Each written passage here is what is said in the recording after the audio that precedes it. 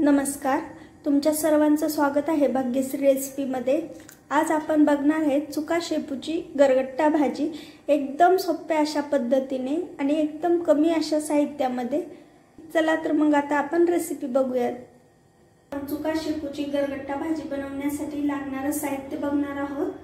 तर त्यासाठी या ठिकाणी मी घेतलेला आहे चुका, शेपू, शेंगदाणे घेतलेले आहेत कच्चे, डाळव घेतलेले आहेत, मोहरी घेतलेली आहे थोडीशी, चवीपुरतं मीठ घेतलेलं आहे, हळद घेतलेली आहे आणि लाल तिखट घेतलेलं आहे।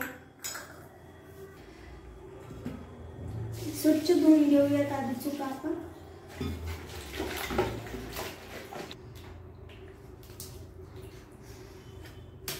आपण हा शेपू धुवून घेऊ। कुठल्याही पालेभाज्या धुवत असताना आपल्याला चिरायच्या आधी धुवून घ्यायचे आहे, चिरल्यानंतर धुवायच्या नाही। आपण जर भाज्या चिरून जर धुवून काढल्या तर मग त्याचे जीवनसत्व वगैरे असतात ते सर्व पाण्याबरोबर निघून जातात। त्यामुळे आपल्याला जे आहे भाज्या चिरण्याआधीच धुवून घ्यायच्या आहेत स्वच्छ पाण्याने। 2 ते 3 पाण्याने स्वच्छ धुवून घ्या। मीठ टाकून सुद्धा तुम्ही धुवून घेऊ शकता। चुका मी बारीक चिरून घेणार आहे। आता आपल्याला शेपू छान बारीक चिरून घ्यायचा आहे। बारीक चिरून घेतलेला चुका टाकत आहे मी। त्यानंतर आपल्याला टाकायचा आहे शेपू। तर यामध्ये आता आपल्याला टाकायचे आहे डाळव। परत टाकणार आहेत आपण कच्चे शेंगदाणे। हे छान मिक्स करून घ्यायचं आहे आपल्याला। यामध्ये टाकायचं आहे आता आपल्याला पाणी। आपण गॅस चालू करून घेऊया। जे आपल्याला 5 मिनिटं छान शिजवून घ्यायचे आहे। यावरती एक झाकण ठेवूयात आपण। 5 मिनिटांनंतर ही भाजी छान शिजलेली आहे, हे बघू शकता। हा गॅस बंद करून घेऊयात। त्या वाटीमध्ये आता आपण घेणार आहे 3 चमचे बेसन। आता आपल्याला यामध्ये थोडंसं पाणी टाकायचं आहे। हे छान मिक्स करून घेऊयात आता आपण।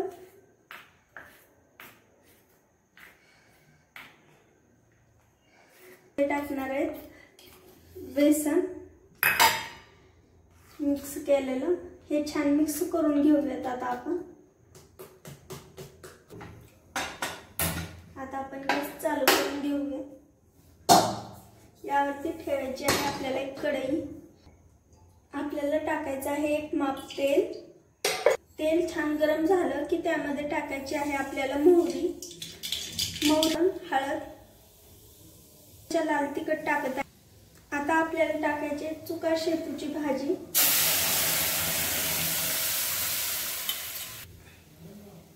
मीठ टाकणार आहे आता चवीपुरतं मी। आता आपण ही भाजी छान मिक्स करून घेऊयात। आता यावरती आपण झाकण ठेवूयात। हे बघा, 1-2 मिनिटांनंतर आपली भाजी छान तयार झालेली आहे। गॅस बंद करून घेते आता मी। ही भाजी आपण एका वाटीमध्ये काढून घेते।